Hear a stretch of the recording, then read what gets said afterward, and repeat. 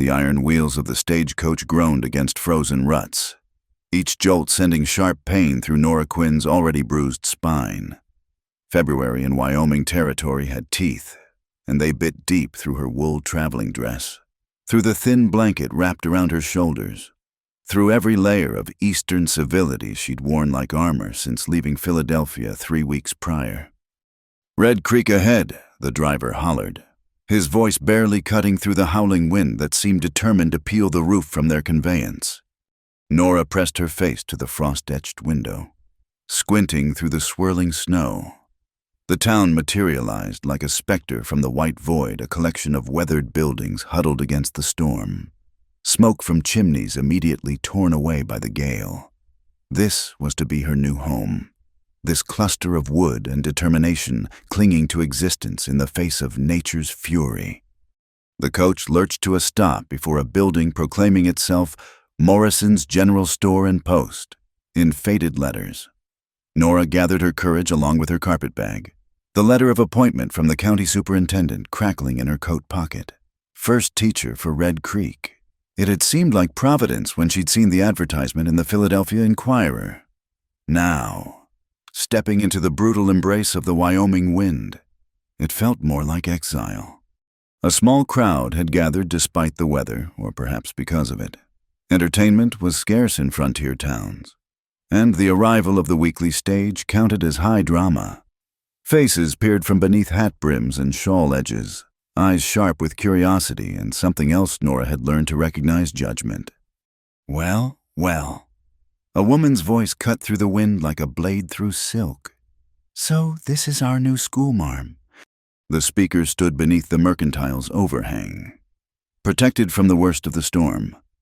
Everything about her spoke of careful cultivation, from her burgundy wool dress with its fashionable bustle to the neat coils of auburn hair beneath a feathered hat. This would be Sadie Donovan, Nora surmised, the banker's wife. The letter from the school board had mentioned her as a pillar of our community. "To Mrs. Donovan." Nora stepped forward, extending a gloved hand that trembled only slightly from cold. "I'm Miss Quinn. Pleased to make your acquaintance." Sadie's gaze traveled from Nora's mud-stained boots to her travel-worn coat, pausing at the wisps of dark hair that had escaped her simple bun. Her handshake was brief, barely touching. "Charmed, I'm sure, though I must say, you're not quite what we expected." "Oh." Nora kept her voice level, though ice that had nothing to do with the weather crept down her spine. "Well, your letter mentioned you were from good family. I suppose we assumed." Sadie let the words hang like icicles, sharp and transparent. "That I'd arrive in a private carriage with a lady's maid and 7 trunks." Nora allowed herself a small smile. "I'm afraid good family doesn't always mean wealthy family, Mrs. Donovan, but I assure you, my qualifications." Qualifications. A new voice, male and amused in an unpleasant way. Marshal Wade Cutter stepped from the gathered crowd, his badge glinting despite the gray light. He was a handsome man, in the way that made Nora immediately wary, too aware of his effect, too careful with his appearance. "Now, that's a fancy word. Tell me, Miss Quinn, what qualifies a young lady like yourself to handle the education of our frontier children?" The crowd pressed closer, hungry for drama. Nora felt the weight of their scrutiny, the unspoken questions about why an unmarried woman of her age, 27, though she'd claim 25 if asked, would travel 2,000 miles to teach in a converted grain shed. 3 years at Wilmington Friends School," she replied crisply. 2 years private tutoring for the Hancock family of Germantown. Letters of recommendation from—" "Letters?" Cutter's laugh had an edge to it. "Well, paper's nice, but out here we judge by different standards. You ever brand a calf? Miss Quinn birth a foal, shoot a rattlesnake?" "No, Marshal, but I can teach children to read, write, and cipher. I can show them maps of the world beyond these plains. I can—" "You can freeze to death standing here jawing." The new voice was quiet, but carried authority. The crowd parted, and Nora saw him for the first time, where Cutter was all polish and performance. This man was weathered reality, tall and lean, with shoulders that spoke of hard labor and a face carved by wind and sun. Dark hair showed beneath a worn Stetson, and his eyes, brown as good earth, held neither welcome nor hostility, only assessment. Eli Calder, someone whispered behind Nora, owns the Triple C spread north of town. Without ceremony, the man Calder shrugged out of his sheepskin coat and held it out to Nora. Not a gesture of courtship or gallantry, she realized, but simple practicality. She was shivering, and he had a coat to spare. "Thank you," she said, surprised by the weight of it as she pulled it around her shoulders. It smelled of leather and wood smoke and something indefinably male. "School board said the teacher was to use the old grain storage behind Hutchins's place," Calder said, addressing the crowd more than her. "Anybody planning to help get it ready? Or are we just going to stand here flapping gums while she turns into an ice sculpture?" "Now, hold on," Cutter interjected, his jovial mask slipping. "There are procedures. Miss Quinn needs to present her credentials to the town council, sign the moral conduct agreement, which can be done someplace warm," old Doc Hutchins interrupted, pushing through the crowd with Martha Crow at his elbow. The elderly physician's eyes twinkled behind wire spectacles. "Martha's got coffee on and beef stew besides. Let's get this young lady thawed before we interrogate her." But Sadie Donovan wasn't finished. "There's also the matter of the teaching supplies. They've been held at the bank pending payment of storage fees." Nora felt heat rise in her cheeks despite the cold. Storage fees. The county superintendent said all materials would be... The county says many things. Sadie smiled, sharp as winter. "But Red Creek handles its own affairs. The fees come to $12. Cash. $12. Nearly half the money Nora had saved for her first month's expenses. She saw the trap now. Neat as a snare. Pay and be near penniless. Or refuse and be labeled difficult before she'd even begun. "That's robbery," Martha Crow said flatly. The shopkeeper's wife was built like a feed sack, sturdy and practical. "Those supplies have been sitting there not 2 weeks." "Bank policy," Sadie replied smoothly. "Set by the board of directors, which includes my husband, Marshall Cutter, and Mayor Hutchins himself." All eyes turned to the mayor, a rabbity man who looked like he'd rather be anywhere else.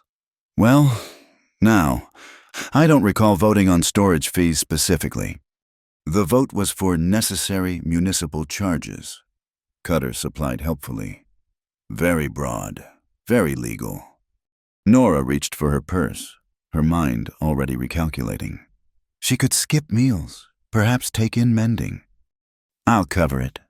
Calder's words dropped into the tension like stones into still water. He was already pulling bills from his wallet, counting out $12 with the same matter-of-fact manner he'd offered his coat.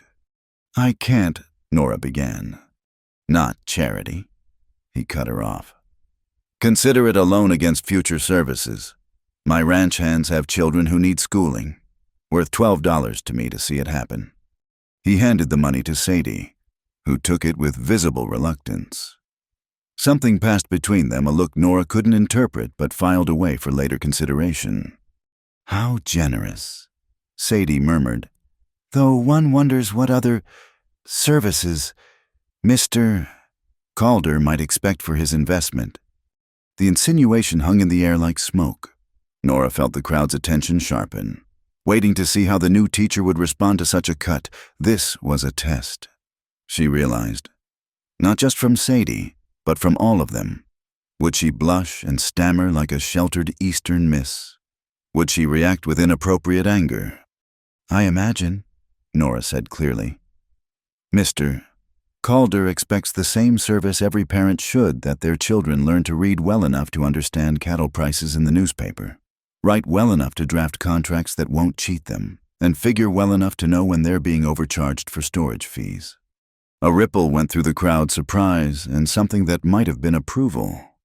Martha Crow coughed to hide what sounded suspiciously like a laugh. Calder himself showed no reaction beyond a slight tightening around his eyes that might have been amusement. "Grain sheds this way," he said, turning on his heel. "Best see what we're working with before this storm gets worse." Nora followed, still wrapped in his coat, aware of the eyes tracking their progress. The wind hit full force once they left the shelter of the buildings, driving snow like needles against her exposed skin. She stumbled, and Calder's hand caught her elbow brief, steadying, withdrawn as soon as she found her footing. The grain shed squatted behind the mayor's house like an afterthought. One look told Nora everything she needed to know about Red Creek's commitment to education. Gaps in the walls let in fingers of snow. The door hung crooked on its hinges. Inside, the space smelled of moldy grain and mouse droppings. "It's not much," Calder said unnecessarily. "It's shelter with 4 walls and a roof," Nora replied, already mentally cataloging what would be needed. "I've worked with less." He studied her then, really looked at her for the first time. "Have you now?" She thought of the tubercular ward where she'd volunteered in Philadelphia, teaching dying children their letters between coughing fits. Of the midnight hours spent learning midwifery from her aunt, because women's work was the only work that paid when father's debts came due. Of the whispers that followed when those debts revealed father's brief association with the Garrison gang guilty by proximity. Though he'd never done more than shoe their horses. "Yes," she said simply. "I have." He nodded once, decision made. "I'll send some men Monday to patch the walls. Martha Crow will likely have spare blankets for insulation. Stove needs new pipe, but Jenkins at the smithy can fashion that.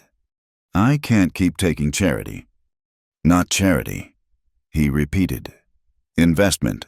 Town needs a school. School needs a teacher. Teacher needs walls that keep the wind out. Simple as that." But nothing was simple in Red Creek. Nora was learning. Even this practical conversation felt weighted with undercurrents she didn't yet understand. Calder moved through the space, testing boards and examining gaps with the efficiency of a man accustomed to fixing what was broken. His hands, she noticed, were scarred from work but gentle in their movements. "Why?" she asked suddenly. "Why help me? You don't know anything about me." He paused in his examination of a particularly large gap in the north wall. "No, you came 2,000 miles to teach in a grain shed," he said. "No, you didn't back down when Sadie tried to run you off. No, you're still standing even though you're half frozen and probably scared as a rabbit in a wolf den." "I'm not scared," Nora lied. "Should be," he said bluntly. "Red Creek's got teeth, but maybe you've got some of your own." Outside, the storm intensified, making the walls groan. Calder moved toward the door, then stopped. "Word of advice. Miss Quinn, Cutter, and the Donovans, they run this town like their personal kingdom. Cross them and they'll make your life hard. But bow too low and they'll step on your neck. Find the middle ground if you can." "And if I can't?" He looked back at her, and for just a moment, she saw something flicker in those earth-brown eyes. Respect, perhaps, or recognition. "Then I reckon we'll see what kind of teacher Red Creek really got." He left then, disappearing into the swirling white, leaving Nora alone in what would become her school. She stood in the center of the cold, dirty space and tried to see possibilities instead of problems. Tomorrow she would begin the work of transformation, not just of this building, but of herself. From Nora Quinn, suspect daughter of a man who'd brushed too close to outlaws, to Miss Quinn, respected educator. The wind howled through the gaps in the walls, and snow crept across the floor like searching fingers. But Nora Quinn had come too far to be defeated by weather or whispers. She pulled Eli Calder's coat tighter around her shoulders and began to plan. The hammer felt foreign in Nora's hand, its weight pulling at muscles more accustomed to holding chalk than tools. She'd been at work since dawn, attacking the grain shed's transformation with the same methodical determination she'd once applied to Latin declensions. Her palms, already blistered from yesterday's efforts, screamed with each strike. but she wrapped them in torn petticoat strips and continued. "You're holding it wrong." She spun, nearly dropping the hammer. Eli Calder stood in the doorway, silhouetted against the morning light. He'd kept his promise about sending help. Jed Crow and 2 ranch hands had arrived at first light with lumber and supplies. But this was the first time Calder himself had returned since that initial day. "There's a right way to hold a hammer," Nora asked, trying not to sound defensive. He crossed the space in 3 strides, covering her hand with his. The contact was brief, purely instructional, but Nora felt the warmth through her makeshift bandages. "Grip lower on the handle. Let the weight do the work, not your arm." He demonstrated on a loose board, 3 efficient strikes sinking the nail flush. Then he noticed her wrapped palms. His frown deepened. "Let me see." "They're fine." "They're not." He was already unwinding the cloth, his touch surprisingly gentle for such work-hardened hands. The exposed blisters made him mutter something under his breath. "Why didn't you ask for gloves?" "I didn't want to seem—" Nora searched for the word. "Weak, incapable Eastern." She finished lamely. "Being stubborn isn't the same as being strong," he said, producing a tin of salve from his jacket. "Sit." It was an order, not a request. Nora found herself perched on a makeshift bench while Calder tended her hands with the same focused attention he'd given to examining the walls. The salve smelled of herbs and something sharp, calendula.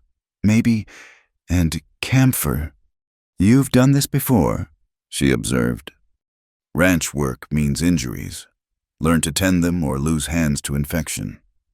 He rewrapped her palms with clean bandages from his saddlebag. "These'll do until you get proper calluses." "Thank you." The words came out softer than intended. It had been a long time since anyone had shown her such practical kindness. He stood abruptly, as if the moment of gentleness made him uncomfortable. "Jed tells me you need a stove. There's an old one in my barn. Belonged to my—" He stopped. "It's not being used. I'll have it brought over." Before Nora could respond, commotion erupted outside. Through the gaps in the wall, fewer now. Thanks to the morning's work, she saw a crowd gathering. Her stomach tightened. In a week. She'd learned that crowds in Red Creek rarely meant good news. Marshal Cutter stood at the center, his badge catching the noon sun. Beside him, 3 men in railroad crew clothing shifted nervously. One sported a blackened eye.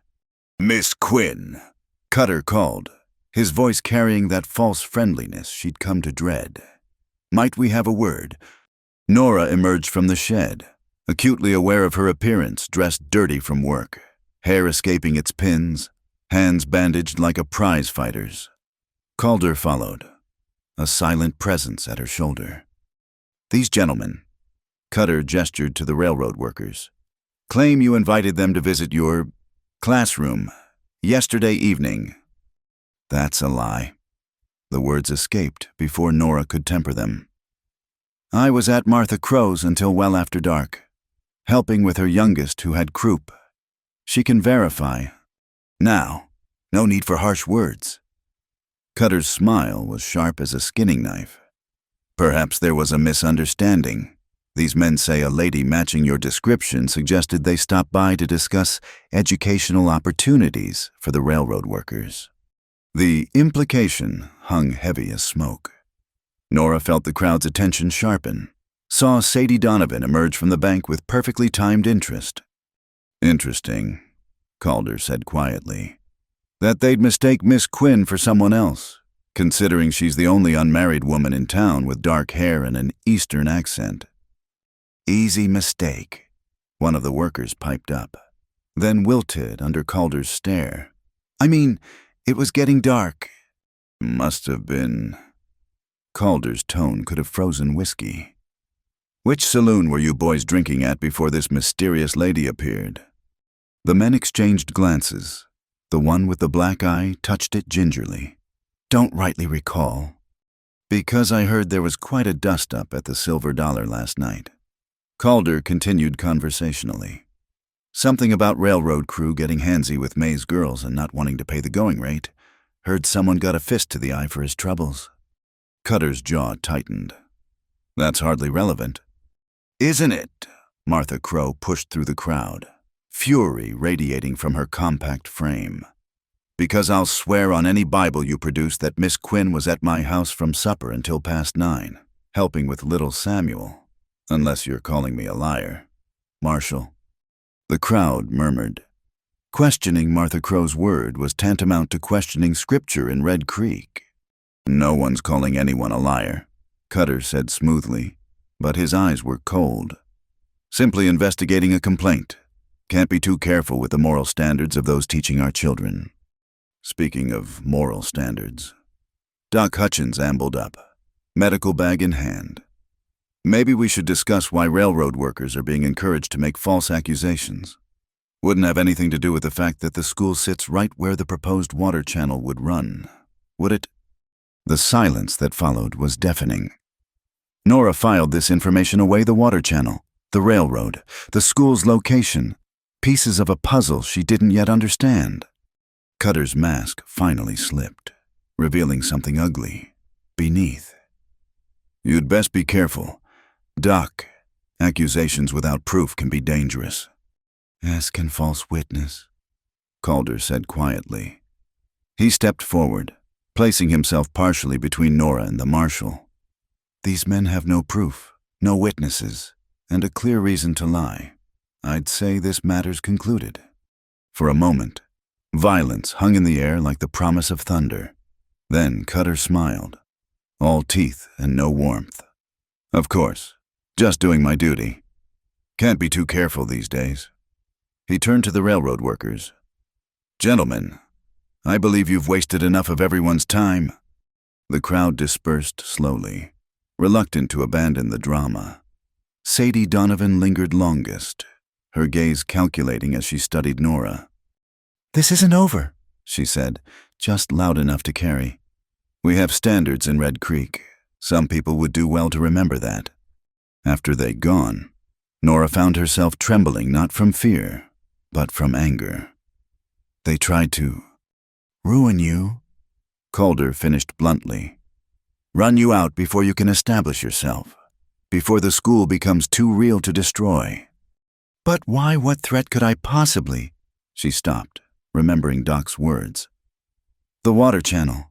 The school's in the way. Not just the school, the idea of the school. Educated children ask questions, read contracts, understand when they're being cheated. He paused, seeming to weigh his words. My land borders the proposed channel route. They've made offers. I've refused. They need other ways to apply pressure. Understanding dawned. So, they discredit the teacher you're supporting, hoping you'll withdraw that support. Something like that. Nora straightened her spine. Well, they chose the wrong woman to intimidate. I've faced worse than small-town gossip. Something shifted in Calder's expression, curiosity. Perhaps, but before he could speak, a commotion arose from behind the shed. A cow's distressed bellowing split the air. That's Bessie, Jed Crow said, jogging around the corner. Eli, could you... She's been laboring since dawn and something's not right. Calf's turned wrong. Calder was already moving. Get rope and clean water. Lots of it. Nora followed without thinking. Behind the half-built school, a brown cow lay on her side, flanks heaving. The distress in her eyes was unmistakably real. Calder knelt beside the animal, his hands gentle as he examined her. His expression darkened. Breach. Calf's coming backward. Can you turn it? He looked up in surprise. Most Eastern ladies would have fled at the sight. Maybe, but I might lose them both trying. Nora was already rolling up her sleeves. I've assisted with breech births before. Human, not bovine. But the principle's similar. You need someone with smaller hands. This isn't... There's no time to argue. She knelt beside him, meeting his eyes steadily. Tell me what to do. For a heartbeat, he studied her, then he nodded. Wash your arms with the carbolic solution. When the next contraction ends, you'll need to reach in and find the calf's legs. What followed was an education in frontier veterinary medicine. Calder's voice remained calm, instructing her through each step. Nora forced away squeamishness, focused only on the task. The cow bellowed. Her own arms ached, but slowly, carefully, she managed to shift the calf's position. "Now," Calder said. "Next contraction, we pull together." It took 3 more contractions, but finally, a wet, spindly-legged calf slid into the world. For a moment, it lay still, and Nora's heart sank. Then Calder rubbed its chest vigorously, and the calf sneezed, shook its head, and began breathing. "I'll be damned." Jed Crow whispered, "Pardon, Miss Quinn, but I never saw anything like that." Nora sat back on her heels, exhausted and exhilarated. Her dress was ruined, covered in birth fluids and mud. Her carefully pinned hair hung in strings, and she'd never felt more accomplished. "Where did you learn that?"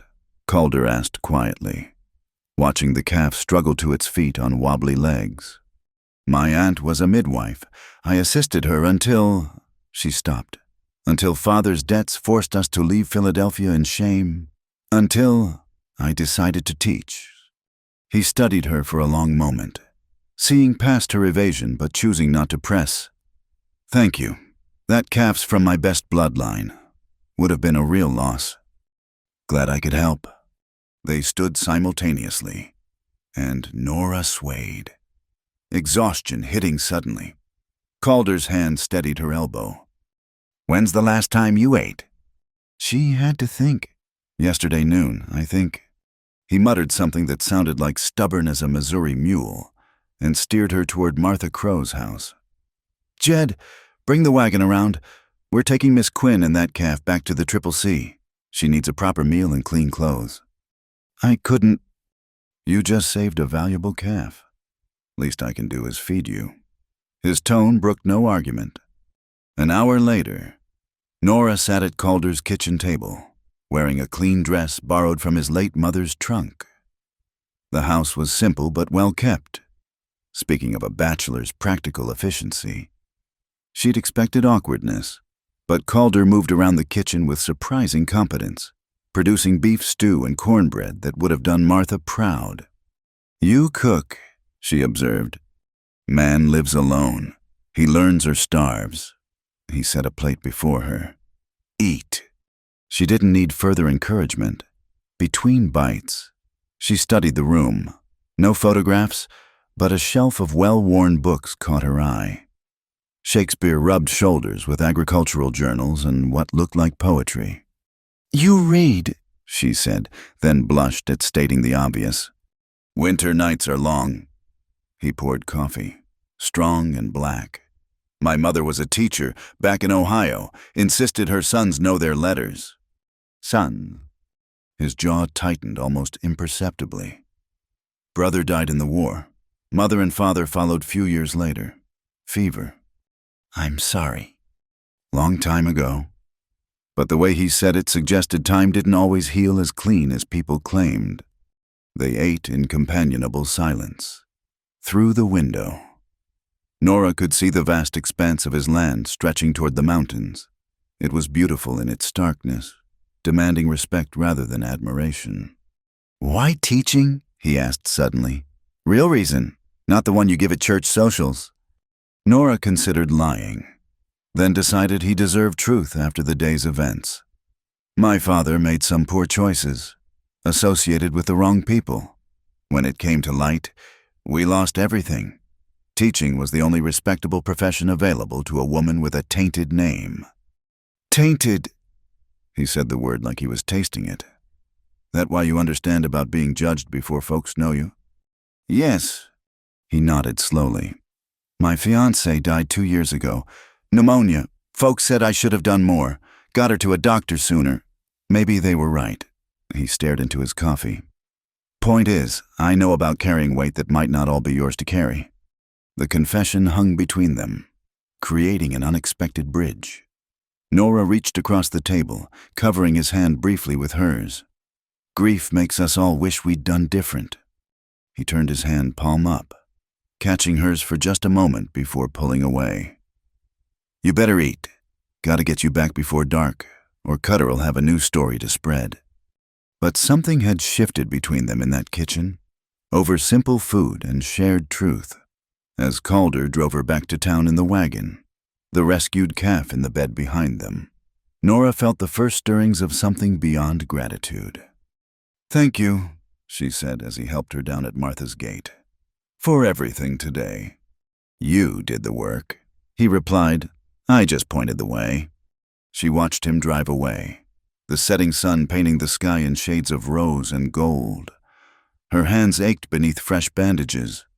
Her back protested the day's labors, but for the first time since arriving in Red Creek, Nora felt she might actually belong here. Tomorrow would bring new challenges.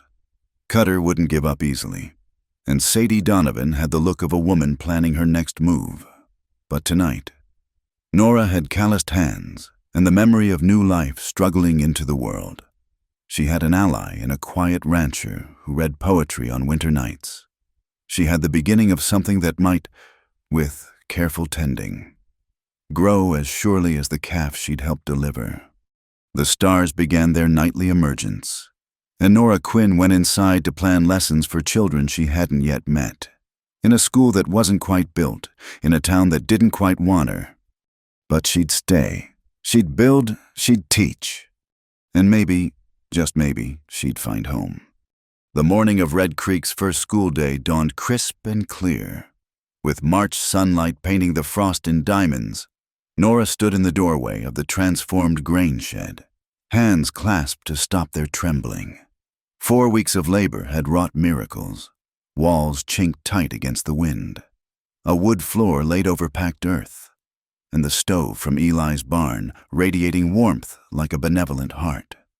23 desks, cobbled together from planks and sawhorses, faced the painted blackboard. Each desk bore a slate and chalk, purchased with Nora's dwindling funds when the promised supplies proved incomplete. On the wall hung a map of the United States, its edges curling despite her best efforts to flatten them, and a clock donated by Doc Hutchins that ticked like a nervous heartbeat. They'll come, Martha Crow said from behind her, arms laden with the cookies she'd insisted on baking. Children are curious creatures. They'll come to see the lady who birthed Eli Calder's calf, if nothing else. That story had grown in the telling, as frontier stories do, by now, depending on who told it. Nora had either wrestled the calf out barehanded or possibly sung it into the world with angel songs. She didn't mind. In a town where reputation was currency, even tall tales could be useful. The first to arrive were the Hendricks twins, 7-year-old boys with matching cowlicks and mismatched shoes. Their mother, a tired-looking woman who took in washing, pushed them forward. Mind your manners, she told them, then to Nora. They're good boys, mostly. Just need a firm hand. All children do, Nora replied, smiling at the twins. Welcome, Thomas and Timothy. I'm Timothy. The one she'd addressed as Thomas corrected. He's Thomas. Mama can't tell us apart, neither. By 8 o'clock, 17 children had assembled, fewer than hoped, but more than Cutter had predicted. They ranged from 6-year-old Amy Crow to 14-year-old Samuel Morrison, the shopkeeper's son who looked like he'd rather be anywhere else. Good morning, scholars, Nora began, standing straight despite the knot in her stomach. I'm Miss Quinn, and this is the beginning of your education. I already know my letters, Samuel muttered, slouching lower. Excellent. Then you can help teach the younger ones. Education isn't just about learning, it's about lifting others up with you. She'd planned this response, anticipating resistance from the older children. Samuel straightened slightly, apparently intrigued by the prospect of authority.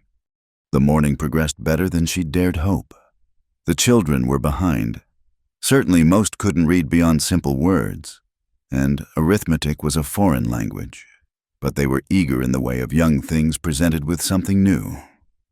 Even Samuel forgot to be sullen when she produced a book of adventure stories as reward for completed work. It was during the noon break that trouble arrived. The children were eating their lunch pails outside, enjoying the weak sunshine, when a group of railroad workers wandered past, not the same men from Cutter's attempted frame-up, but cut from similar cloth, rough, transient, careless with their eyes and words. "Well, look here," one called out, "the pretty schoolmarm and her chicks." Nora stepped between the men and her students. "Gentlemen, you're on school property. I'll ask you to move along. Public road. Miss, we got every right to walk here." The speaker, a burly man with tobacco-stained teeth, took a step closer. "Heard you're teaching all sorts of interesting lessons." "Yeah," another chimed in. "Heard you give private instruction too." The children had gone silent, sensing danger the way young animals do. Amy Crow pressed against Nora's skirt. The twins flanked their teacher, small faces set in fierce scowls. "You heard wrong." Nora kept her voice level, though her heart hammered. "Now please move along before I'm forced to involve the marshal." "Involve him in what?" The first man grinned. "We're just talking. No law against talking to a pretty woman." "There is when she's asked you to leave." Eli Calder materialized like he'd been conjured from prairie wind. He wasn't alone. Jed Crow and 2 CCC ranch hands spread out behind him, their presence changing the arithmetic of the situation entirely. The railroad workers reassessed. That particular calculation men make when weighing desire against consequences. "Just being friendly," the spokesman said. But he was already backing away. "Be friendly somewhere else," Eli suggested. His voice carried no threat, which somehow made it more menacing. After they'd gone, slinking off like coyotes denied a meal, Eli turned to Nora. "You all right?" "Fine, though I'm curious how you happen to be passing by at exactly the right moment." "Wasn't passing. Been keeping an eye out during lunch hours. Figured there might be trouble once word got out school was really happening." The thoughtfulness of it, the quiet protection without fanfare, made her throat tight. "Thank you." "Don't thank me yet. This was just testing the water. It'll likely get worse before it gets better." He was right, though the afternoon passed peacefully enough. Nora threw herself into teaching with renewed determination, as if she could build a fortress of education strong enough to withstand whatever came next. It was during the last hour, as she helped young Amy with her letters, that she noticed Samuel Morrison sketching in his slate. Not letters or numbers, but a detailed drawing of a horse that showed real talent. "That's beautiful. Samuel, have you had lessons?" He flushed, moving to erase it. "No, ma'am, just foolishness." "Art isn't foolishness. It's another way of seeing the world." She stayed his hand. "Would you like to learn more about drawing? I have some books on technique." His eyes lit up before he remembered to be teenage sullen. "I guess that'd be all right." The day ended with children reluctant to leave, surely the best compliment a teacher could receive. Parents arrived in wagons and on foot, eyeing the classroom with expressions ranging from approval to suspicion. Sadie Donovan made a point of collecting her nephew without entering, peering through the doorway as if education might be contagious. As the last child departed, Nora slumped against her desk, exhausted but exhilarated. She'd done it. The first day was behind her, and the school was real now in a way that no amount of planning could have made it. Successful first day. She looked up to find Eli in the doorway, hat in hand. No blood, no tears, at least not where the children could see. I'd call that successful. He entered, looking around the transformed space with something like wonder. "You've done something fine here." "We've done something. I couldn't have managed without help." She hesitated, then asked what had been nagging at her. "You mentioned your mother was a teacher. Is that why you've been so supportive?" He was quiet long enough that she thought he wouldn't answer. Then, "Partly, but mostly because I remember what it was like to be hungry for learning and have no way to feed it. My mother taught my brother and me, but the other ranch children had nothing. Always bothered me. And your fiancée, did she support the idea of a school? The question slipped out before she could stop it. Too personal, too presumptuous, but he answered, voice carefully neutral. Rebecca came from money, thought education should stay with those who could afford it. He ran a hand along the smooth surface of a desk. We disagreed on a lot of things. Turns out, maybe if I'd paid more attention to that. You can't blame yourself for pneumonia. Eli. No, but I can blame myself for not seeing who she really was until it was too late to matter. He shook his head, as if shaking off memory. Point is, what you're doing here matters. Don't let anyone tell you different. Before Nora could respond, shouting erupted outside. They rushed to the door to see Marshal Cutter addressing a gathered crowd, his voice carrying clear in the evening air. Cannot allow our children to be corrupted by Eastern ideas and questionable moral influences. I've received complaints. What complaints? Martha Crow demanded. My Amy came home full of joy about learning her letters. The railroad workers report that Miss Quinn was entertaining male visitors during school hours. Cutter announced, creating an inappropriate environment for impressionable youth. That's a lie? Young Samuel Morrison pushed to the front of the crowd. Mr. Calder and the others only came when those railroad thugs were bothering us. Miss Quinn was protecting us. A murmur ran through the crowd. Cutter's jaw tightened. He hadn't expected the children to speak up. Children can be mistaken about what they see. He tried. Are you calling my son a liar? Ben Morrison, the shopkeeper, stepped beside his boy.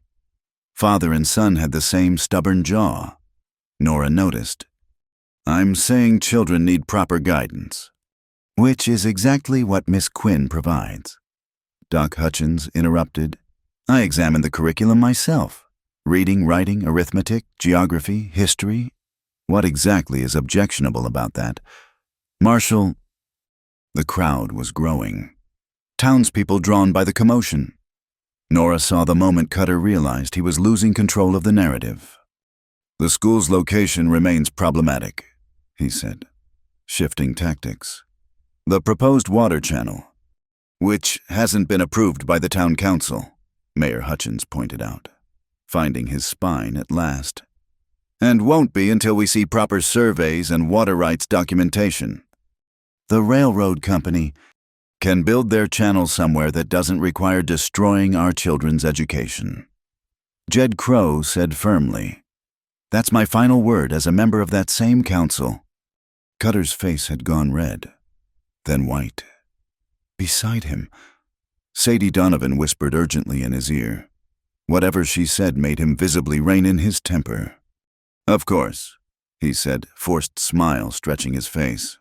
We all want what's best for Red Creek's children. I simply wanted to ensure proper standards were being maintained. They are, Eli said quietly. He'd moved to stand beside Nora, not touching but close enough that his presence felt like a shield. Anyone who says otherwise is welcome to sit in on lessons. See for themselves what Miss Quinn is teaching. An excellent idea, Martha crowed. Open door policy. Any parent can observe any time. That should satisfy everyone's concerns about propriety. Trapped by his own rhetoric, Cutter had no choice but to agree. The crowd began to disperse.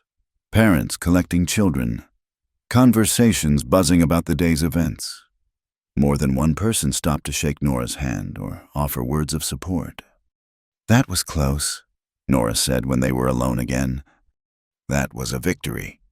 Eli corrected. Small one. But still, you've got parents on your side now. That matters. What matters is that I can keep teaching. She looked around the little schoolroom, already imagining tomorrow's lessons. Though I suspect Marshal Cutter isn't finished. No, Eli agreed. But neither are you. The truth of it settled into Nora's bones like steel. She'd fought for this, fought through blizzards and blisters. gossip, and attempted frame-ups. She'd won the right to stand in front of these children and offer them the world through books and numbers and maps of places they'd never seen.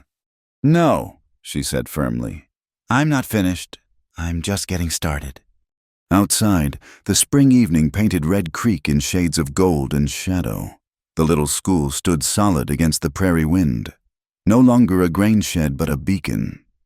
Tomorrow would bring new challenges. Cutter wouldn't abandon his schemes, and the railroad's interests hadn't changed. But tonight, Nora Quinn had 17 reasons to keep fighting. 17 young minds hungry for what she could teach them. She locked the schoolhouse door carefully, testing it twice. Then she walked toward Martha's boarding house with Eli beside her, their shadows stretching long across the dusty street. Neither spoke, but the silence was comfortable, companionable. At Martha's gate, Eli paused. "You did good today." "We did good," she corrected. "This school exists because people like you believed it should. Believing's easy. You did the work." "My hands would disagree about the easy part," she said, flexing fingers that still ached from those early days of construction. He smiled then, a real smile that transformed his weathered face. "Stubborn as a Missouri mule. I'll take that as a compliment." Meant it as one. He touched his hat brim and was gone, walking back toward wherever he'd left his horse. Nora watched him go, then turned toward the boarding house. Tomorrow she'd need to prepare special lessons for Samuel's artistic talents, extra help for the Hendricks twins who struggled with numbers, and something to keep Amy engaged when she finished her work early. A teacher's work was never done, it seemed, but standing there in the spring twilight, with the memory of children's laughter still echoing from her classroom walls, Nora Quinn couldn't imagine wanting to be anywhere else. The spring festival transformed Red Creek from a weathered frontier town into something almost magical. Bunting stretched between buildings in proud reds, whites, and blues. The scent of roasting meat mingled with sweet pie and fresh bread. Fiddle music spilled from the makeshift dance platform, and children ran between booths with sticky fingers and sugar-dusted smiles. Nora smoothed the skirt of her blue calico dress, sewn by her own hands during long evenings at Martha's boarding house. It was simple but well made, with small pearl buttons she'd salvaged from an old shirt. She'd allowed herself one vanity, leaving her hair in a softer style, pinned up but with small tendrils framing her face. "You clean up nice, Miss Quinn," Amy Crow announced, appearing at Nora's side with the devastating honesty of childhood. "Thank you, Amy. You look lovely yourself." The girl beamed, twirling to show off her Sunday best. "Pa says there's going to be a pie contest, and dancing, and maybe even fireworks if Mr. Morrison sold enough at the store this month." "Sounds wonderful." Nora scanned the crowd, noting familiar faces transformed by their holiday finest. There was Samuel Morrison helping his father arrange goods for sale, the Hendricks twins already sporting suspicious stains on their shirts, and her breath caught slightly. Eli called her. He stood near the livestock pen, dressed in a clean white shirt that emphasized his broad shoulders and sun-bronzed skin. He'd made an effort with his appearance, his usually unruly dark hair combed neat, his boots polished to a shine. He was deep in conversation with another rancher about cattle prices, but as if sensing her gaze, he looked up. Their eyes met across the crowded square. Eli touched his hat brim in greeting, and something in his expression, a warmth, an intention made Nora's cheeks heat. Miss Quinn. The twins barreled toward her, their mother hurrying behind. "Boys, don't knock over your teacher," Mrs. Hendricks scolded, though her smile was fond. To Nora, she added, "They've been talking about the festival all week. Timothy even practiced his letters extra so he could write his name on the three-legged race roster." "I wrote it myself," Timothy announced proudly. "Timothy. "That's wonderful," Nora said, genuinely delighted. A month ago, neither twin could write more than a crooked T. As the morning progressed, Nora found herself drawn into the festival's rhythm. She judged the pie contest alongside Reverend Hail Martha, won with her apple cranberry, helped Amy with the ring toss, and mediated a dispute between Samuel and another boy about whose marble shooter was superior. It was nearing noon when she noticed the commotion at the saloon's notice board. A crowd had gathered, voices rising in excitement and speculation. Marshall Cutter stood nearby, his expression unreadable. "What's happening?" Nora asked Martha, who just emerged from the crowd with a peculiar look on her face. "Oh, my dear," Martha said, her voice a mix of sympathy and indignation. "You'd better see for yourself." Nora pushed through the crowd, aware of eyes following her progress. Tacked to the board, printed on garish yellow paper that screamed for attention, was a broadsheet. The headline, in letters 3 inches high, proclaimed, "The wild teacher was a stranger in town desired by all, yet one cowboy won her heart with his love." Below, in smaller but still sensational text, "The scandalous true story of Red Creek's mysterious schoolmarm Eastern Beauty captures hearts. Which local rancher has tamed the wild teacher? Full details inside Murphy's Saloon, free with every drink purchase." Nora stood frozen, reading and rereading the words. Around her, whispers rose like buzzing wasps. Wild teacher, desired by all. Always thought there was something. Poor Eli Calder. Quite the advertisement.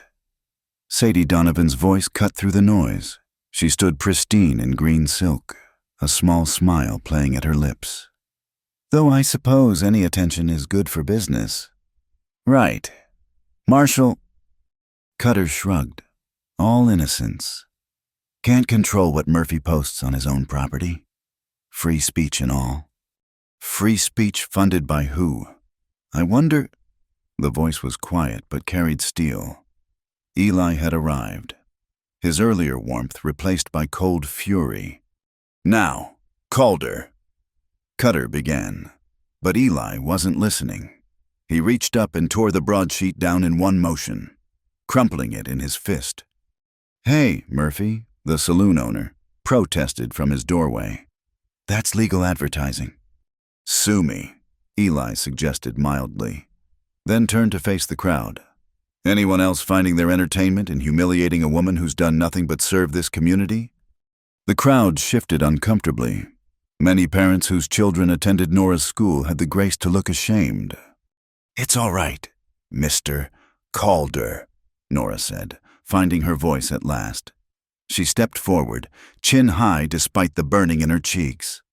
"I've been called worse than wild." "Doesn't make it right," he said, low enough that only she could hear. "No," she agreed, then raised her voice to address the crowd. "But it does make me wonder why certain people are so determined to drive me away. What is it about educating children that threatens them so much?" "Nobody's threatened by—" Cutter began. "Aren't they?" Nora interrupted. "First false accusations, then harassment, now this publicity stunt, all because I teach children to read and write and think for themselves."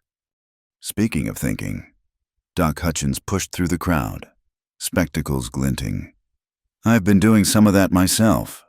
Funny how these attacks on Miss Quinn coincide with railroad surveying on the school property. Almost like someone wants that land empty." "That's a serious accusation, Doc," Cutter warned. "Just observation," Doc replied mildly. "Course, I also observed that Murphy here got a sudden influx of cash for saloon improvements. Same week the railroad crew increased. Curious timing." Murphy's face went red. "A man's got a right to improve his business." "Indeed," Reverend Hale interjected. His usual mild manner sharpened. "Just as a woman has a right to teach without being slandered, I believe there's something in the Bible about bearing false witness." "It's not false if it's true," Sadie said sweetly. "After all, Miss Quinn has been seen frequently in Mr. Calder's company, unchaperoned."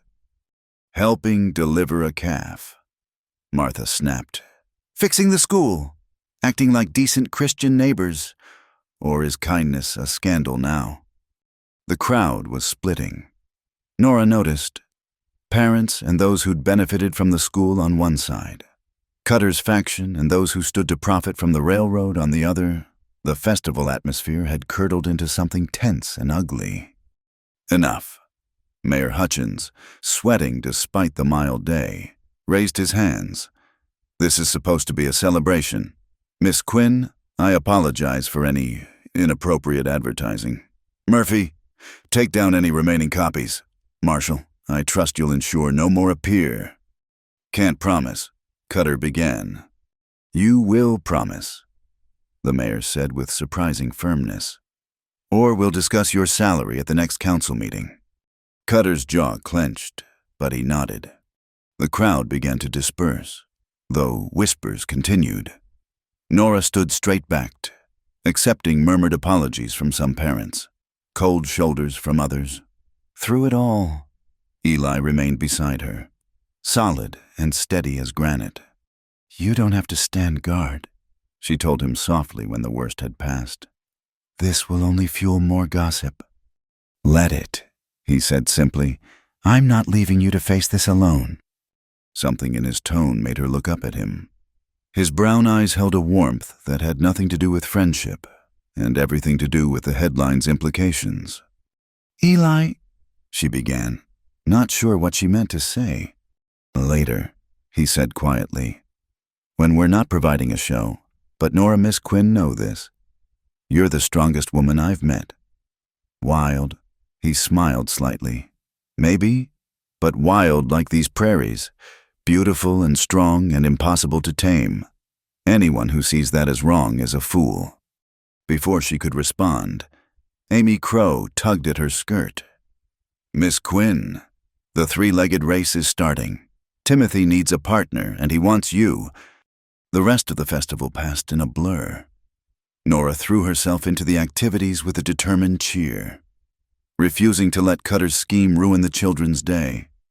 She ran the three-legged race with Timothy, they came in third, helped judge the livestock competition, and even allowed Mayor Hutchins to coax her into one dance as a public show of support.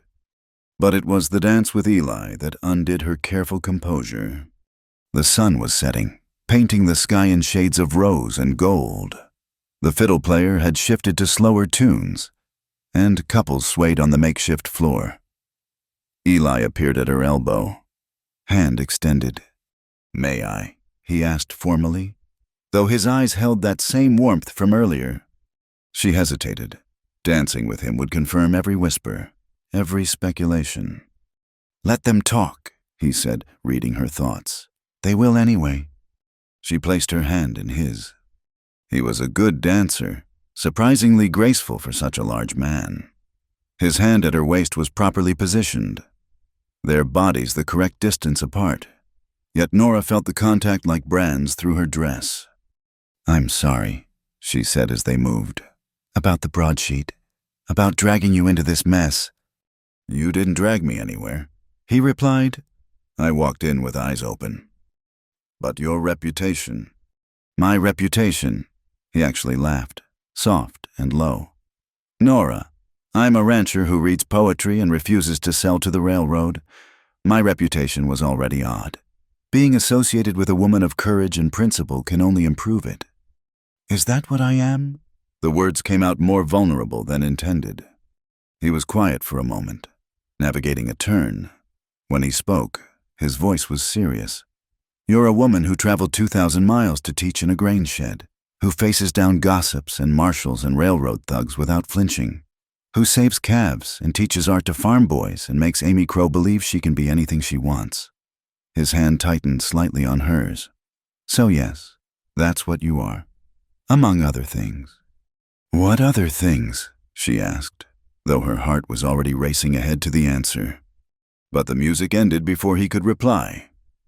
They stepped apart, properly, though Nora felt the loss of contact like a missing piece. Around them, she noticed conversations stopping, eyes tracking their movement. I should go, she said, before we provide more ammunition. I'll walk you back to Martha's. That will only... I'll walk you back, he repeated firmly. If they want to make something of it, let them... They left the festival together, Nora's hand on his arm, heads high. Behind them, she could hear the whispers rising again. But for once, she didn't care. The broadsheet had named her wild, had tried to shame her with desire and romance. But walking beside Eli Calder in the spring twilight, feeling the solid strength of him, the quiet protection he offered, Nora thought perhaps being wild wasn't the insult they intended. At Martha's gate, Eli paused. What I was saying earlier, about other things. Yes. He looked down at her, and in his eyes she saw her own feelings reflected attraction. Yes, but also respect, admiration, and something deeper that neither was quite ready to name. Another time, he said finally. When you're ready. When the dust settles. I'm a patient man. Nora Quinn, I can wait. He touched his hat and was gone, leaving Nora standing at the gate with her heart thundering and her reputation in tatters and her spirit, somehow, soaring. Inside, Martha was waiting with tea and sympathy. Well, the older woman said, that was certainly a festival to remember. They meant to humiliate me, Nora said, sinking into a chair. To drive me away. Did they succeed? Nora thought of Eli's words, of the children who'd sought her out all day, of parents who'd stood up to cut her despite the risk. She thought of the schoolhouse waiting for Monday morning, of lessons planned and futures to shape. No, she said firmly. They didn't. Martha smiled. Good. Now, tell me about that dance with Eli Calder. The whole town's dying to know, did he finally declare himself? Martha! What if they're going to gossip anyway? We might as well get the details right. Despite everything, Nora found herself laughing. Outside, night settled over Red Creek, and somewhere in the darkness, people were still discussing the wild teacher and her cowboy. But inside Martha's warm kitchen, with friendship and tea and the promise of tomorrow's lessons, Nora Quinn felt anything but tamed. The storm rolled in from the mountains like a living thing, black clouds swallowing the afternoon sun with alarming speed.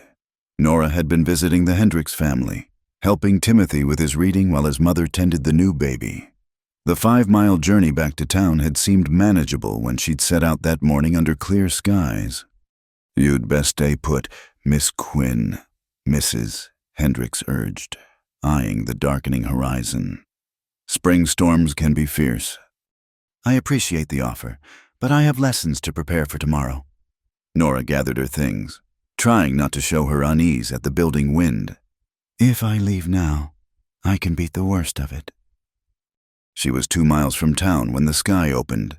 Not rain, but a deluge. Water falling in sheets that turned the road to mud within minutes. Lightning split the air. Thunder following so close it shook the wagon. Her borrowed horse, usually placid, danced sideways in fear. Through the gray curtain of rain, Nora spotted Salvation a line shack, one of the small shelters ranchers built for cowboys caught in bad weather. She guided the terrified horse toward it, fighting to keep the wagon from sliding into the ditch that had become a rushing stream. The door was stuck, swollen with moisture. She threw her shoulder against it once, twice, before it gave way. Inside was dry and dim, furnished with bare necessities, a narrow bunk, a small stove, a shelf with emergency supplies. She was trying to light the stove with shaking hands when she heard hoofbeats. Her heart leaped, then plummeted. In her current situation, a visitor could mean rescue or something far worse. She gripped the poker from the stove, knowing it was poor protection but unwilling to be helpless.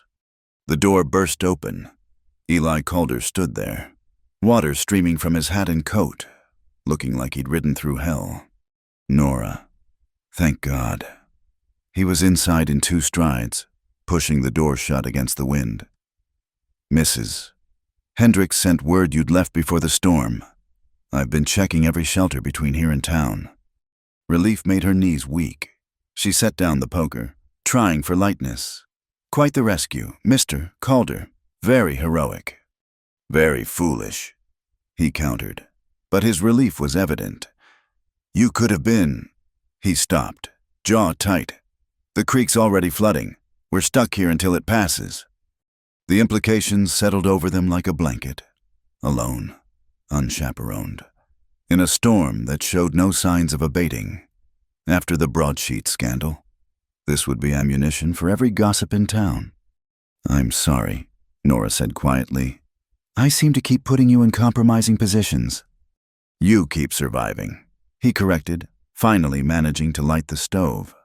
That's more important than what people say. They worked in companionable silence, settling the horses in the small lean-to, gathering wood from the stack outside. By the time they'd created a bubble of warmth and light in the shack, the storm had settled into a steady roar. Hungry, Eli produced hardtack and jerky from his saddlebags, along with a flask of water. Not fancy, but it'll do. They sat on the floor near the stove, backs against the wall. The simple meal felt strangely intimate, sharing food while rain hammered the roof. Can I ask you something? Nora said after a while. Why did you really come looking for me? You could have assumed I'd taken shelter somewhere. He was quiet long enough that she thought he wouldn't answer. Because 2 years ago, I assumed Rebecca was safe, assumed she'd taken shelter from the storm. By the time I went looking, she was already sick from exposure. He stared at the stove's glow. I don't make assumptions anymore. I'm not her, Eli. No, he agreed. You're nothing like her. That's part of what terrifies me. The confession hung between them, raw and honest. Nora reached over, covering his hand with hers. Tell me about her. Really tell me. He turned his hand palm up, interlacing their fingers. The contact felt like coming home. Rebecca Thornton was everything a man was supposed to want. Beautiful, refined, from a good family back east. Her father was investing in cattle, wanted someone to manage his interests. I was young, flattered by her attention. He laughed, but there was no humor in it. Took me a year to realize she didn't love me. She loved the idea of me, the romantic cowboy she could tame and show off at parties back home. What happened? I proposed. She accepted, already planning how she'd civilize me. Then that winter storm hit. She'd gone to town for a dress fitting. Wouldn't wait for better weather. Too important. She said, I should have gone with her. But we'd been fighting. He trailed off. You can't blame yourself for weather. Eli? No, but I can blame myself for not seeing who she really was. For letting loneliness make me stupid. After she died, found letters she'd written to friends back east, mocking this place, mocking me, planning to convince me to sell everything and move to Boston after we married. Nora squeezed his hand. That's why you understood, about carrying weight that might not be yours. Your turn, he said softly. You mentioned your father. Tell me. The storm had created a strange space outside of time, where truths could be shared without consequences. Nora found herself telling him everything: father's gambling debts, his desperate association with the Garrison gang, the raid that exposed his involvement. He never participated in the robberies. She said, just kept their horses shod, their gear repaired. But when the gang was caught, everyone connected to them became tainted. We lost our home, our standing. Mother died of shame as much as illness. Teaching was the only respectable work I could find, and only in places desperate enough not to investigate too closely. Is that why you really came here, desperation? Partly, but also. She searched for words. I wanted to build something clean, something that was mine, earned honest. Does that make sense? Perfect sense. His thumb traced circles on her palm. It's what I feel every time I see a new calf, healthy and strong. Proof that something good can come from work and patience. Thunder crashed overhead, making them both jump. They laughed, tension breaking. And suddenly Nora was aware of how close they were sitting, how warm his hand felt in hers. The broadsheet, she said, needing to address it. That ridiculous headline? Which part was ridiculous? he asked quietly. The part about you being desired because half the men in town have been making cow eyes at you since you arrived? Or the part about one cowboy winning your heart? Her breath caught. Eli. I know, he said quickly. Too soon, too complicated. But Nora, I need you to know what I feel isn't some passing fancy. It's not about taming anyone or winning anything. It's about seeing you with those children, watching you stand up to Cutter, the way you delivered that calf like you'd been doing it all your life. It's about right now, sitting in this leaky shack, and feeling more content than I have in 2 years. She turned to face him fully, in the stove's light. His face was all plains and shadows, familiar and dear. I'm scared, she admitted. Not of you, of how much I want this, how much I want you. Fear's just wisdom wearing work clothes, he said. Means you understand the stakes. She laughed, surprising herself. Is that cowboy philosophy? Pure Eli Calder wisdom, patent pending. Their laughter faded into something else, something that made the small space feel even smaller. Nora knew she should move away, knew that tomorrow would bring consequences. But tonight, with the storm making the world disappear, she couldn't make herself care. Nora, Eli said, her name a question and a prayer. She answered by leaning in, by letting her free hand come up to rest against his chest, where his heart hammered as hard as hers. Their lips met, gentle at first, then with growing certainty. He tasted of rainwater and promise, and when they parted, both breathing unsteadily, Nora felt as if something fundamental had shifted. I should, she began. Stay right here, he finished. Close to the fire, close to me, nothing improper, I swear. Just stay. They settled against each other, her head on his shoulder, his arm around her. Outside, the storm raged on. Inside, they talked about books and dreams, about his plans for the ranch and her hopes for the school. She told him about her secret wish to start a lending library. He admitted he wrote poetry sometimes, terrible stuff that he burned immediately. Recite one, she demanded. Absolutely not. Please, she tilted her head to look up at him.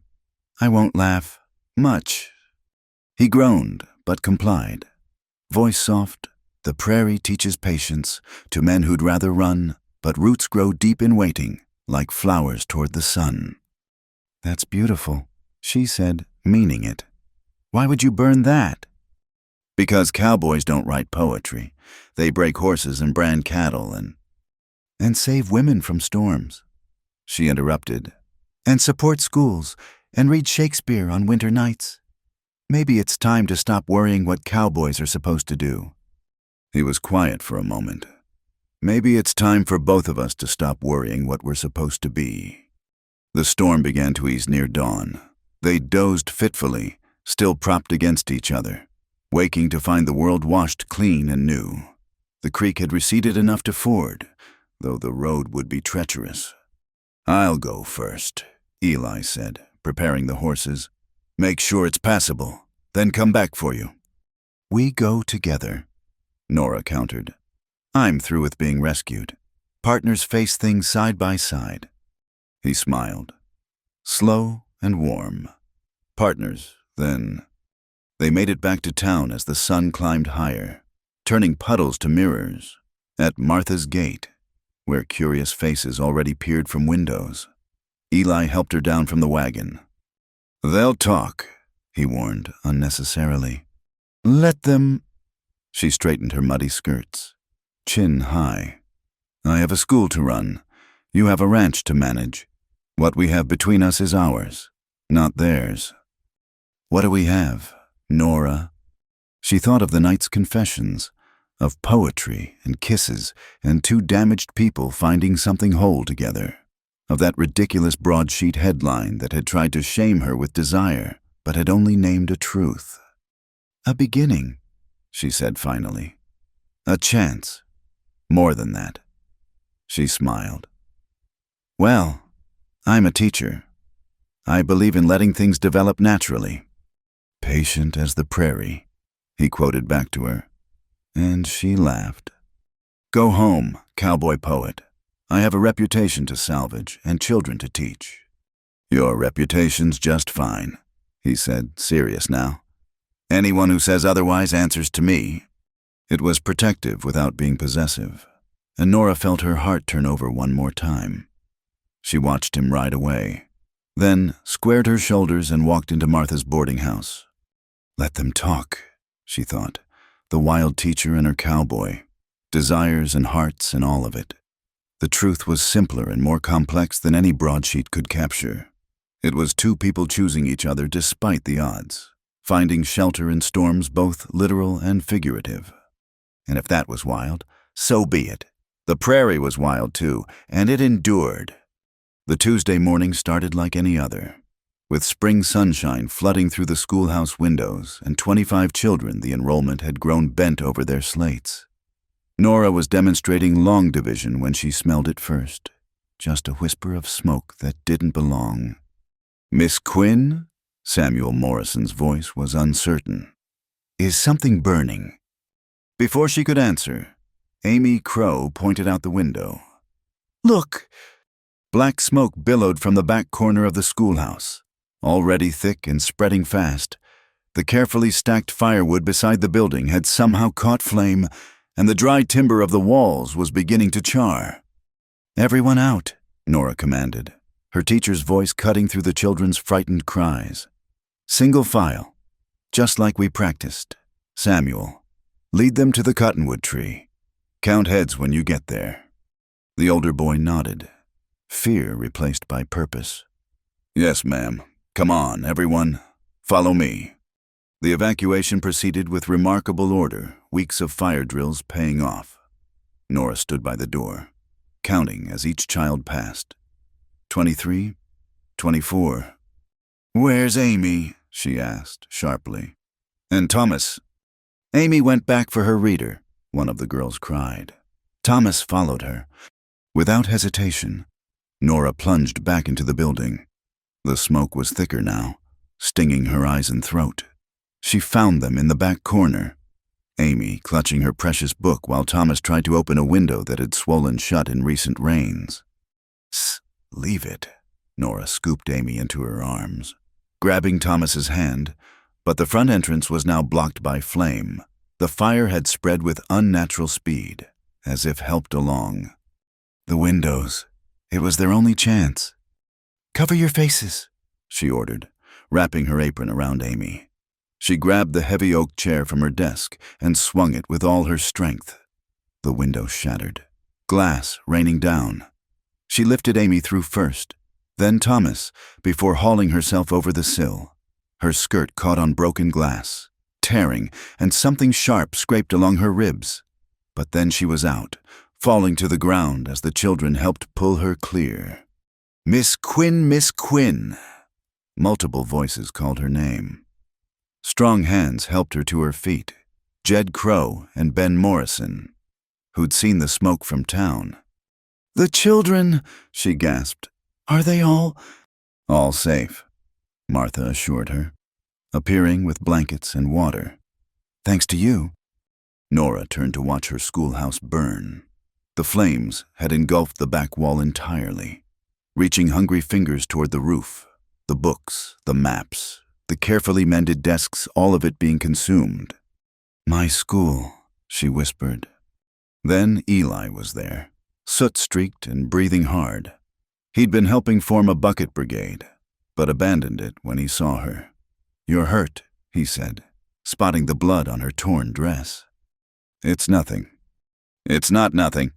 Doc Hutchins appeared, medical bag in hand. Let me see.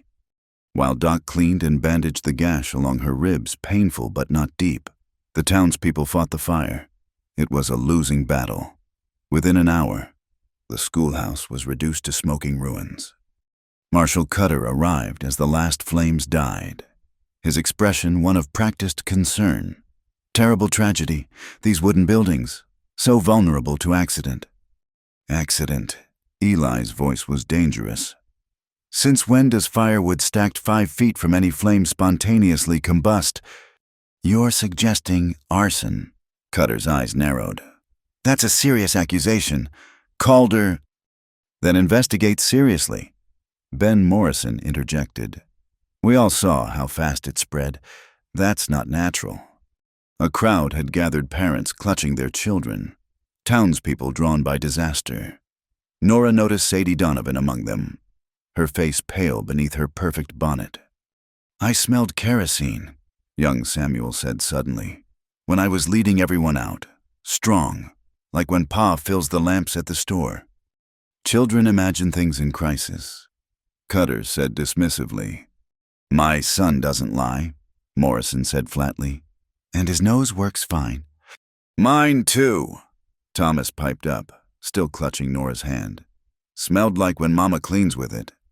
More voices joined in, children and adults who'd noticed the distinctive odor, the unnatural speed of the flames, the way the fire seemed to start at the corner nearest the proposed water channel route. Enough, Cutter raised his hands. I'll investigate, but spreading wild theories helps no one. Perhaps Miss Quinn left a lamp too close to the wood. Or, I didn't light any lamps today, Nora interrupted. The morning sun provides plenty of light. Nevertheless, accidents happen. Perhaps it's a sign that the school's location was ill-chosen. The county might be persuaded to rebuild elsewhere, somewhere, safer. The implication hung heavy. Move the school or risk another accident. You're right about one thing, Nora said, stepping forward despite Eli's protective hand on her elbow. The county will rebuild, right here, on this exact spot. That seems unwise.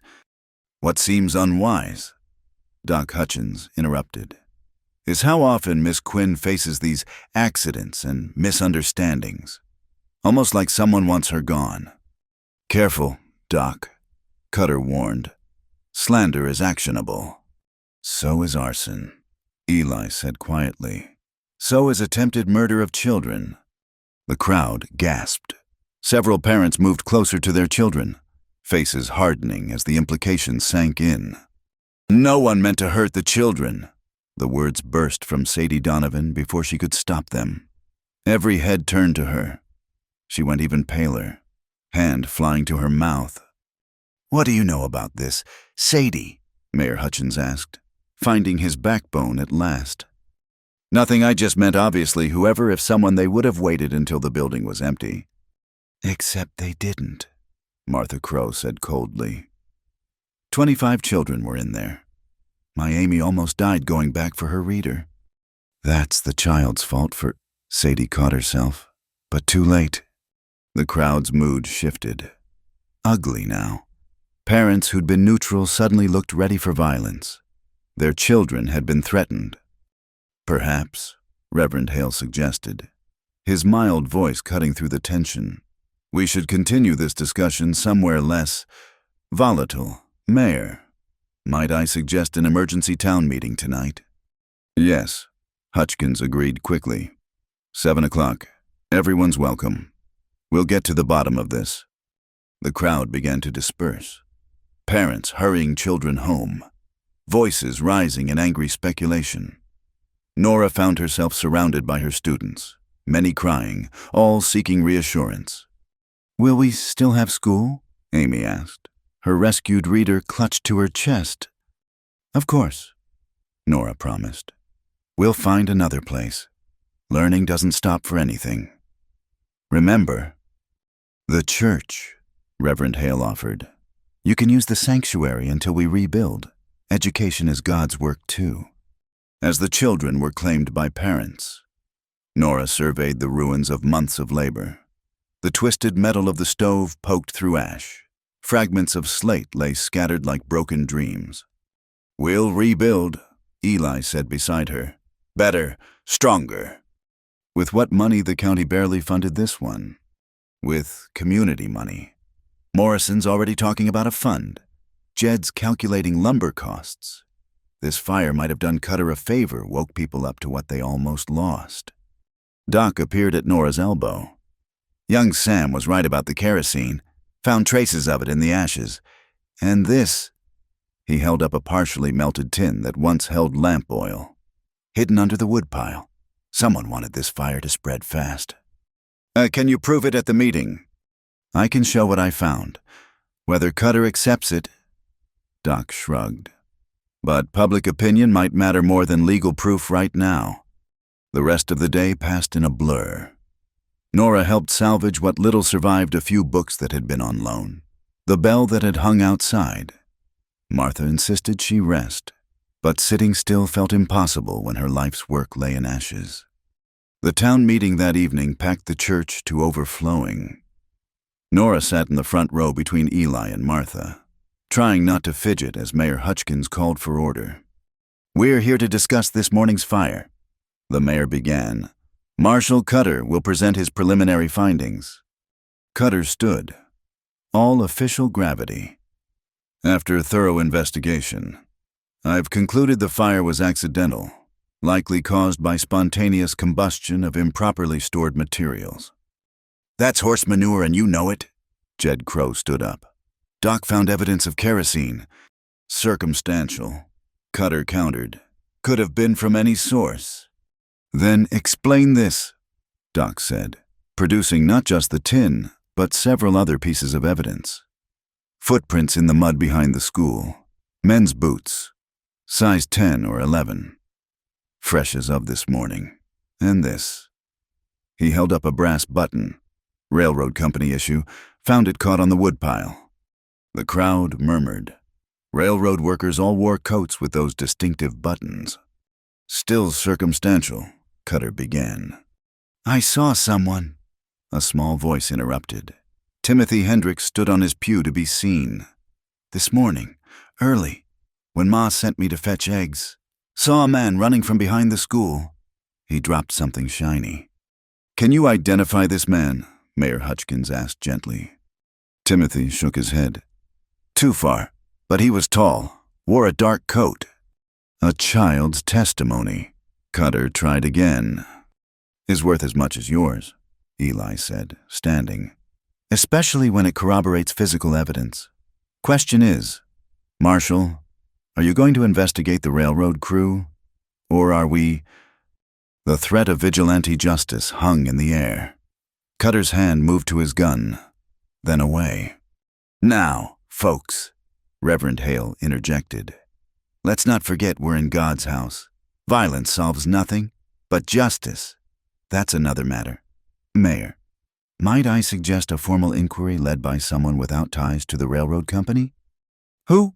Hutchkins asked. "Judge Carter from the county seat.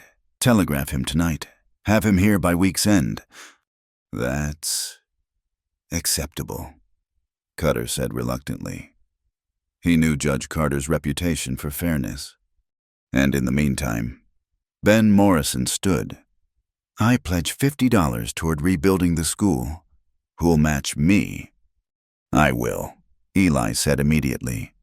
"And I," Doc added. Within minutes, pledges flew from every corner.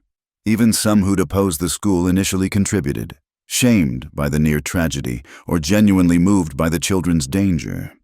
Sadie Donovan sat frozen through it all, her husband's absence conspicuous. As the meeting wound down, she approached Nora. "I need to speak with you," she said quietly, privately. They stepped into the church's side room. In the lamplight, Sadie looked haggard, her usual polish cracked. "I didn't know about the children," she said without preamble. "I swear to God, I didn't know they'd be there." Nora's blood chilled. "But you knew about the fire." "I overheard things. My husband and Cutter planning. They said it would be empty, said it would solve the land problem cleanly." Tears tracked down Sadie's cheeks. "I should have warned you, but I thought I wanted you gone. You made me feel—" She stopped, struggling. Feel what? Small, petty, useless. The words came in a rush. You, with your education and courage and purpose, making a difference while I host teas and gossip. I hated you for showing me what I wasn't. Sadie. But I never wanted anyone hurt, especially not children. Amy Crow takes piano lessons from me. The Hendricks twins sing in my church choir. I never... She broke down completely. Nora made a decision that would have seemed impossible that morning. She pulled the sobbing woman into her arms. "What's done is done," she said quietly. "But you can still make it right. Will you testify to what you heard?" Sadie pulled back, fear replacing grief. "My husband would..." "Your husband conspired to burn children alive," Nora said bluntly. "What matters more, his reputation or your soul?" For a long moment, Sadie wavered. Then she straightened, finding some echo of the strength she'd always pretended to have. "I'll testify," she whispered. "God help me, I'll tell the truth." They emerged to find the meeting ending, people filing out with new energy. The school would be rebuilt. Justice would be sought. The community had been tested by fire literally and emerged stronger. Eli waited by the door, his quiet presence a comfort. Ready to go home. Home. Such a simple word for such a complex feeling. But looking at him, thinking of the town that had rallied around their children, of students who'd follow evacuation drills into flame, of women finding courage in ashes, Nora realized that's exactly what Red Creek had become. "Yes," she said, taking his offered arm. "Let's go home." Tomorrow would bring new challenges, the investigation, the rebuilding, the navigation of whatever she and Eli were becoming to each other. But tonight, walking through streets that smelled of smoke and determination, Nora Quinn felt nothing but gratitude. She'd lost a building but kept her students, lost her carefully constructed walls but found a community. And in the ashes of everything she'd built, something stronger was already taking root. The wild teacher had been tested by fire, and like the prairie grass that grew back stronger after burning, she would rise again. The evidence lay spread across Doc Hutchins's dining table like pieces of a dark puzzle. Bank statements, land deeds, railroad contracts, and a leather-bound ledger that Sadie Donovan had smuggled out at great personal risk. Nora, Eli, Doc, and Jed Crow huddled around the lamplight, parsing through months of deception. "Look at this." Jed pointed to a column of figures. Every time someone defaulted on their loan, the bank seized the property, but the sales were never public. All went to this company, Western Development Trust. "Which is owned by?" Eli asked, though his expression suggested he already knew. "According to these incorporation papers." Doc shuffled through documents. 3 partners, our Marshall cutter, Mr. Donovan, and, interesting, a Mr. Harrison Wells of the Central Pacific Railroad. Nora traced the map they'd constructed, marking seized properties with pins. They're all along the proposed water channel route. Every single one. Create the defaults, seize the land, sell to the railroad at massive profit. Jed summarized grimly, "Neat as you please." "Except for stubborn holdouts," Eli added quietly, "like me. And the school sitting square in their path?" A knock at the door made them all freeze. Doc peered through the curtain, then relaxed. "It's Judge Carter, and he's brought company." Judge Theodore Carter entered with the authority of a man who'd faced down outlaws and crooked politicians alike. Behind him came Sheriff McKenna from the county seat. And, surprisingly, Mayor Hutchins looking pale but determined. "Gentlemen, Miss Quinn." The judge nodded. "I understand you have evidence of conspiracy and fraud." They presented their findings methodically. The judge's expression grew stonier with each revelation. When they reached the part about the school fire, Sheriff McKenna had to visibly restrain himself.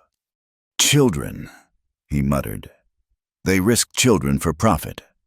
"We have a witness," Nora said.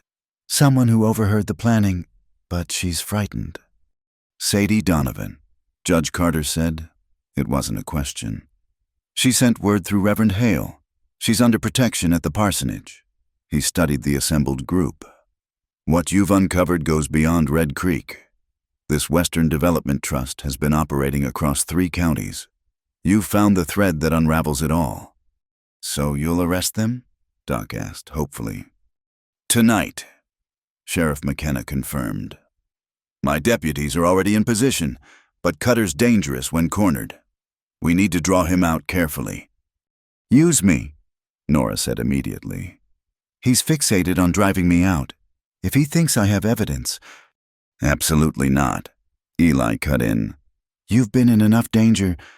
Miss Quinn's right, Judge Carter interrupted. Cutter won't suspect a trap if he thinks he's moving against her, but we'll need to stage it carefully. An hour later, Nora walked alone down Main Street, a leather satchel conspicuously under her arm. Word had been carefully spread that she was taking important documents to the bank's competitor in the next town, planning to leave on the midnight freight train. She felt exposed, despite knowing deputies lurked in shadows, and Eli watched from the hotel roof. The plan was simple: appear vulnerable. Let Cutter approach, get him to incriminate himself while the judge listened from concealment. She didn't have to wait long. Going somewhere. Miss Quinn. Cutter emerged from between buildings, no longer bothering with his affable mask. 2 railroad thugs flanked him. Marshal, she acknowledged, clutching the satchel tighter. Just handling some personal business. Personal business that requires a midnight train. He stepped closer. What's in the bag? Nothing that concerns you. Everything in this town concerns me. His hand moved to his gun. Why don't you hand it over? Save us both trouble. You mean save you from exposure? She let fear creep into her voice, not entirely acted. I know about Western development, about the seized lands and profit schemes. His face darkened. You know nothing. You're a meddling outsider who should have taken the hint weeks ago. He drew his gun. The bag. Now. You'd shoot an unarmed woman in the street. Self-defense. You threaten me. These boys will swear to it. The thugs grinned agreement. Though there's another option. You could just disappear. Take the train and keep going. Leave the bag and whatever else you think you know. And if I refuse, then Red Creek gets another tragedy. Poor teacher, killed by drifters. Very sad. We'll name the new school after you. His smile was cold as winter. After we build it somewhere appropriate. Like on land you've stolen, she pressed, needing more for the judge. How many families have you destroyed for your railroad money? Progress requires sacrifice. Cutter said, the railroad brings prosperity. To you and Donovan, while honest people lose everything, honest people are sheep. They deserve shearing. He cocked the gun. Last chance. Teacher, the bag and a ticket out, or nothing. Sheriff McKenna stepped from the shadows. His own weapon trained on Cutter. Drop it, now! For a moment, violence hung balanced on a knife's edge. Then deputies emerged from every doorway. The railroad thugs calculated odds and raised their hands, but Cutter's face twisted with rage. You set me up? You set yourself up, Judge Carter said, appearing with a court recorder who'd captured every word. Conspiracy, fraud, attempted murder, and now assault with a deadly weapon. You'll be seeing the inside of Territorial Prison for a long time. Cutter's gun wavered between Nora and the sheriff. You ruined everything. You and your meddling... He never finished. Eli's rifle shot rang out, sending Cutter's gun spinning into the dust. The marshal clutched his hand, screaming, Next one, center mass. Eli called from his perch. Your choice. Cutter collapsed, fight leaving him as blood seeped between his fingers. Sheriff McKenna's deputies moved in, shackling him and his accomplices. Donovan, Judge Carter asked. Took his own life an hour ago, McKenna reported grimly. Found him in his study, left a full confession for what it's worth. The news hit Nora like cold water. Whatever his crimes, Donovan's death meant more tragedy for Sadie, for the town, his widow. With Reverend Hale, she'll be looked after. The next hours blurred together. Statements given, evidence cataloged, the full scope of the conspiracy unveiled. By dawn, Red Creek was free of its corruption but reeling from the revelations. Half the town council implicated, the bank's leadership gone, the very foundations of commerce shaken. "What happens now?" Nora asked Judge Carter as he prepared to leave. "Rebuilding. Clean slate. The seized properties will be returned where possible, sold fairly where not. The bank will need new leadership. I'm recommending Jed Crow. Man's honest as sunrise." He studied her. "You did a brave thing, Miss Quinn. Foolish, but brave." "She specializes in both," Eli said dryly, appearing at her elbow. He'd been glued to her side since the confrontation, as if afraid she'd vanish if he looked away. "Well, the territory owes you a debt. Both of you." The judge tipped his hat. "I'll see that the school rebuilding fund gets a contribution from the seized assets." "Seems fitting." After he left, Nora and Eli stood in the empty street, watching the sun paint the mountains gold. The crisis was over, but its echoes would resonate for months. "You could have been killed," Eli said quietly, "when I saw him point that gun at you." "But I wasn't. We won. Eli, the school will be rebuilt. The town is free. It worked." "At what cost?" He turned to face her.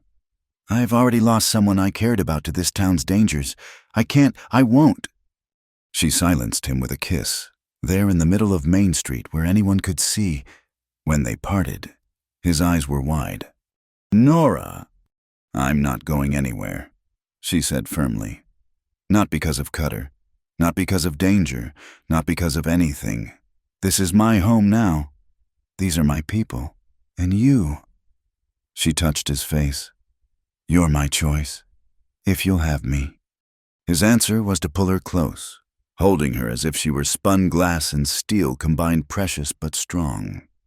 "Since the day you stepped off that stage," he said into her hair. "Stubborn, brave, impossible woman." "Stubborn, brave, impossible man," she countered. "We match." They were interrupted by voices townspeople emerging, drawn by news of the night's events. Within minutes, they were surrounded by questions, congratulations, and plans for the future. Emergency town meeting. Mayor Hutchkins announced, "We need new leadership, new policies. Miss Quinn, would you consider serving on the council? We need voices like yours." "And you, Eli," Ben Morrison added, "for Marshall, real Marshall, not Cutter's version." "I'm a rancher," Eli protested. "Who shot a gun from a corrupt lawman's hand in the dark?" Someone called out, "That's Marshall material in my book." The debate continued as they moved toward the church, the whole town streaming together. Nora found herself swept along, fielding questions about the school, the evidence, the future. But it was a small voice that stopped her. Miss Quinn, Amy Crow, tugged at her skirt. "Are we having school tomorrow? Mama didn't know what to tell us." Nora knelt to the child's level. "Of course we are. Maybe in a new place for a while. But we don't stop learning just because buildings burn. Do we?" "No, ma'am." Amy's smile could have lit the entire territory. "I'll tell the others." She scampered off, and Nora stood to find Eli watching her with an expression that made her heart turn over. "What?" "Just seeing you," he said simply. "All of you. Teacher, fighter, future council member. The woman who tamed Red Creek instead of the other way around." "I didn't tame anything," she protested. "I just refused to be tamed myself." "Even better," he said, offering his arm. "Shall we go shape the future of our town?" Our town. The words settled into Nora's heart like seeds in good soil. Whatever challenges lay ahead, rebuilding the school, establishing new leadership, navigating her deepening relationship with Eli, she would face them as part of this community she'd helped to save. The morning sun climbed higher, burning away the shadows of corruption and fear, and Nora Quinn, no longer stranger but defender, walked into Red Creek's new day with her cowboy at her side and hope rising like dawn in her heart. The wild teacher had helped tame the town's wildness, not by civilizing it, but by channeling it toward justice. And in return, The town had given her what she'd never dared dream of: home, purpose, and love strong enough to build a future on. 1 year later, spring again painted Red Creek in shades of gold and green. But this spring brought celebration rather than crisis. The new schoolhouse stood proud on Main Street, built of brick that could withstand any fire, with tall windows that welcomed light and a bell tower whose chime could be heard across the valley. Nora stood in her classroom, her real classroom, with polished floors and proper desks and a library corner filled with donated books. 42 students now filled the space, ranging from 6 to 16, each bent over their final examinations of the term. "Time," she announced, and groans mixed with sighs of relief filled the air. "But, Miss Quinn, I'm not finished with my essay," Samuel Morrison protested, though his grin suggested he was teasing. At 15, he'd grown tall and confident, his artistic talents now channeled into designing the school's new sign and illustrating the town newspaper Ben Morrison had started. "That's Marshall Quinn to you," Timothy Hendricks corrected with 7-year-old importance. "Since she married Marshall Calder, she's still Miss Quinn at school," his twin Thomas argued. "She said so."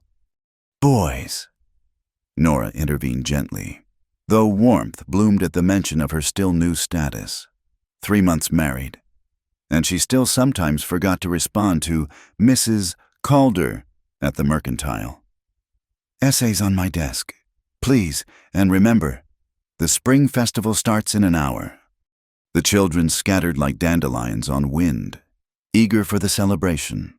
Only Amy Crow lingered, now 9 and Nora's unofficial assistant with the younger students. "Are you happy, Miss Quinn?" the girl asked with that startling directness children possessed. "Why do you ask, Amy? Mama says some ladies stop teaching when they marry, but you didn't." "No," Nora agreed, organizing the examination papers. "Because teaching is part of who I am, just like being Mrs. Calder is part of who I am. We don't have to choose just one thing to be." Amy nodded solemnly, then brightened.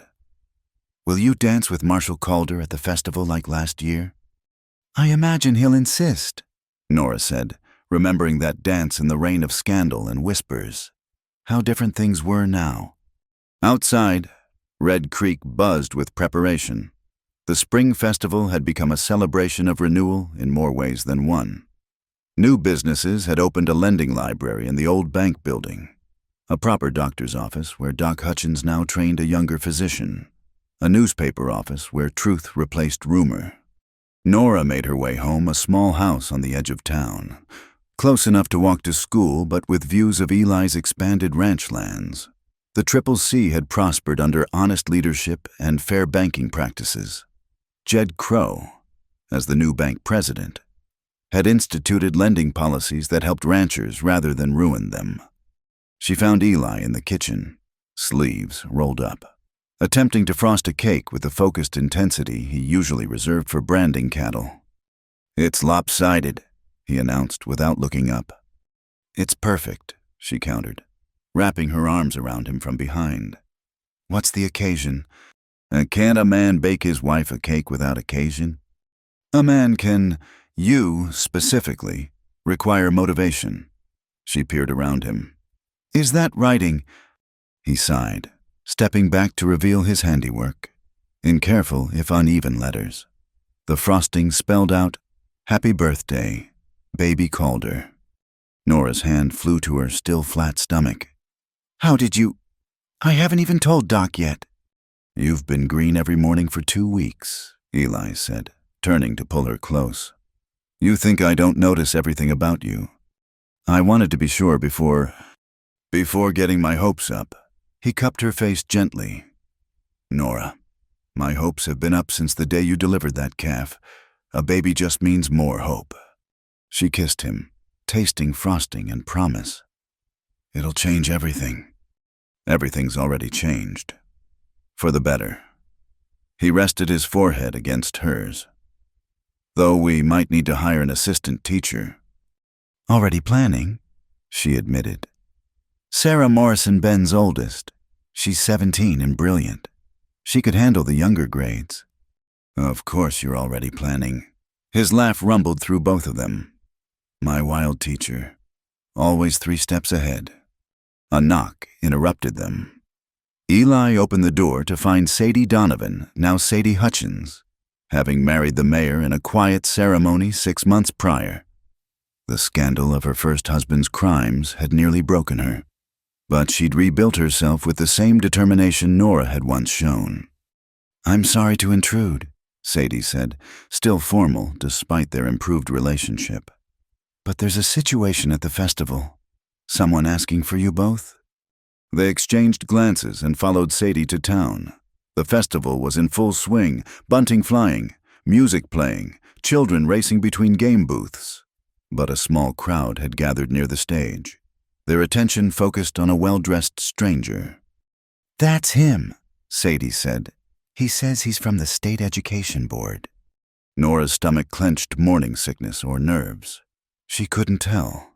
Education Board visits rarely brought good news. The man was young, earnest-looking, with the ink-stained fingers of a perpetual note-taker.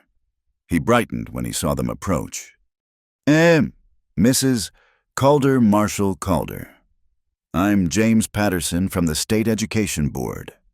He pumped their hands enthusiastically. "I've been sent to evaluate your school for a rather unique opportunity." "Evaluate," Nora echoed. "Oh, nothing negative. I assure you, quite the opposite. We've been hearing remarkable things about Red Creek's educational transformation.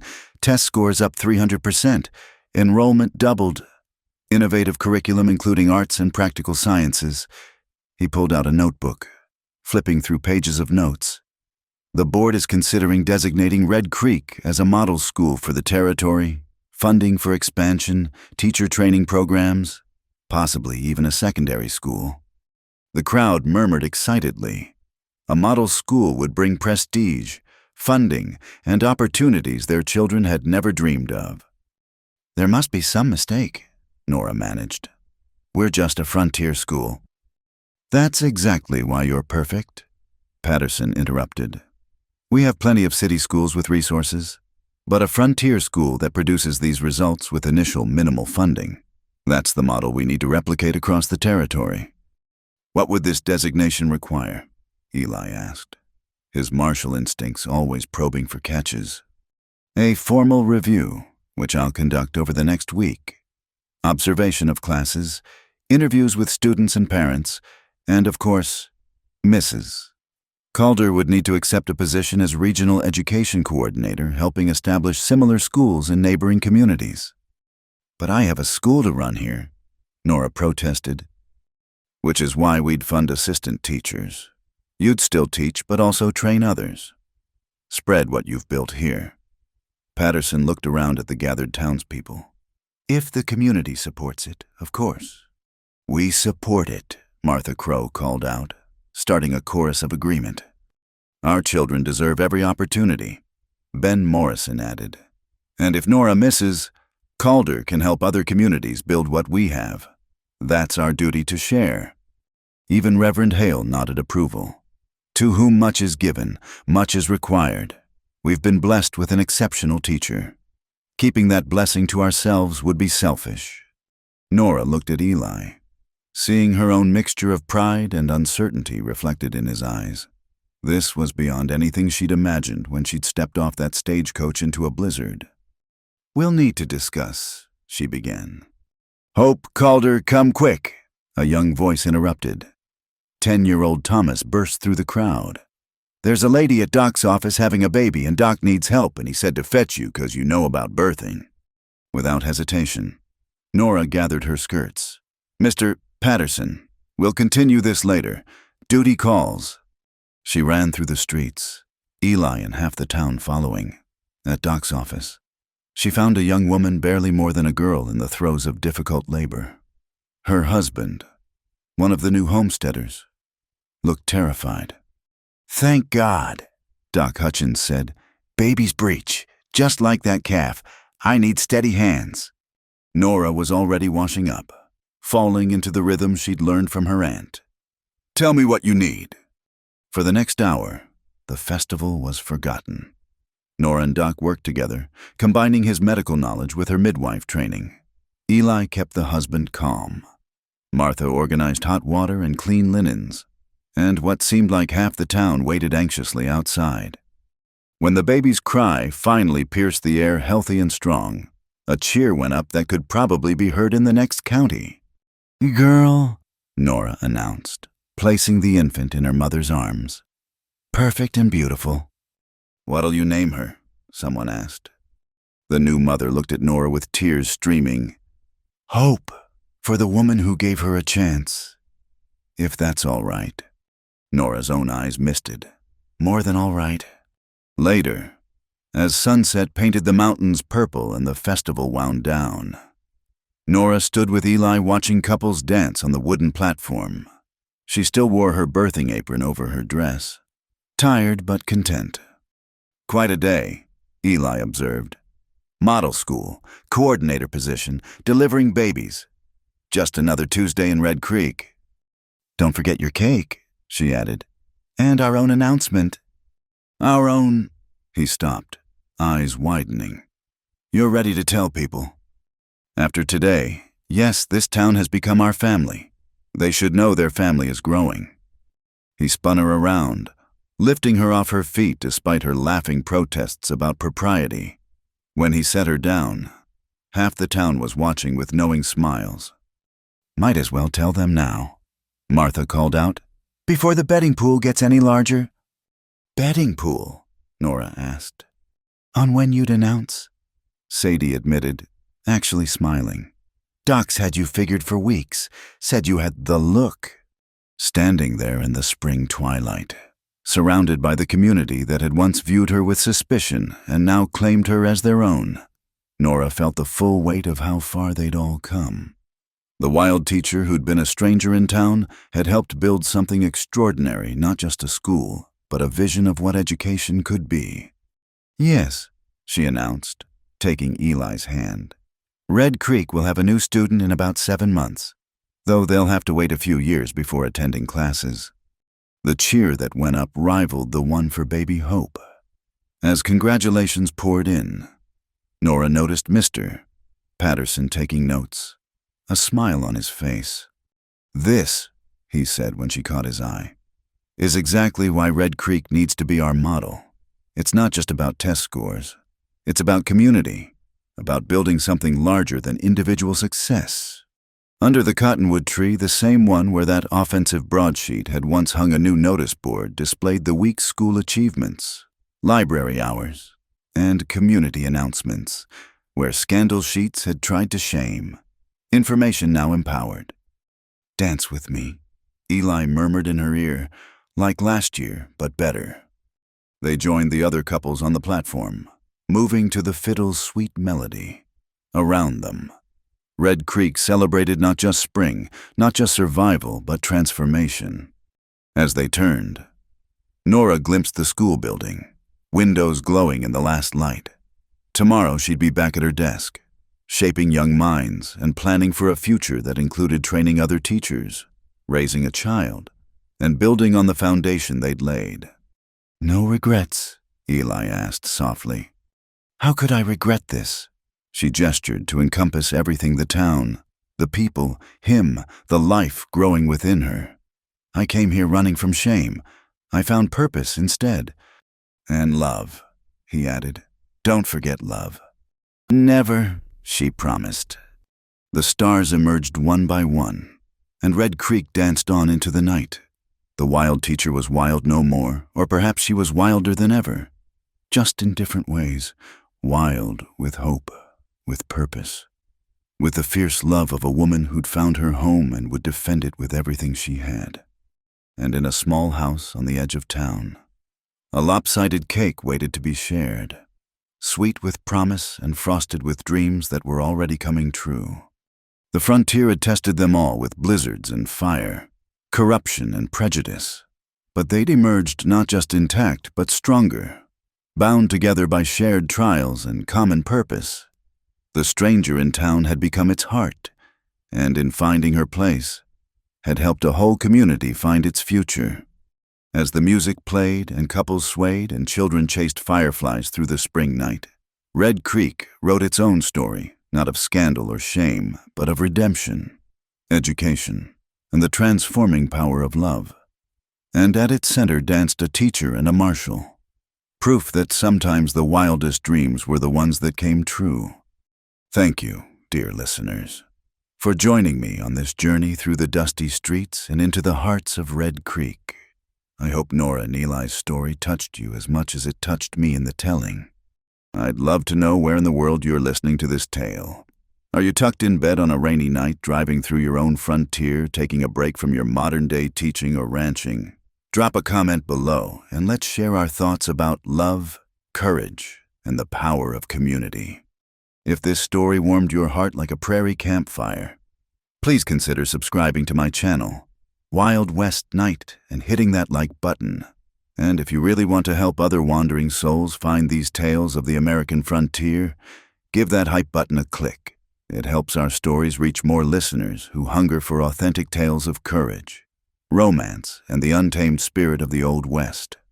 Until we meet again on the dusty trail of another story, may your own adventures be wild and your hearts be brave. Happy trails, partners.